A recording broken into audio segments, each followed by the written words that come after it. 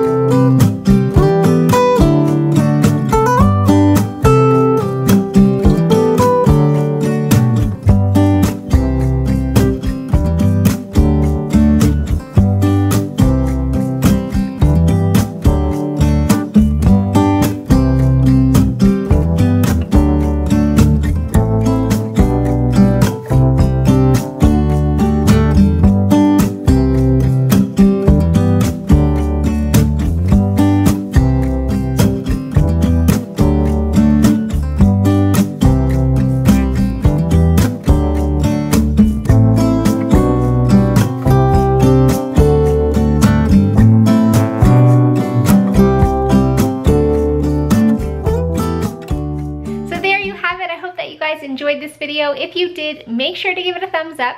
If you aren't subscribed to my channel and you want to see more videos from me, please consider subscribing so you don't miss a video in the future, and we will see you guys in the next one. Bye!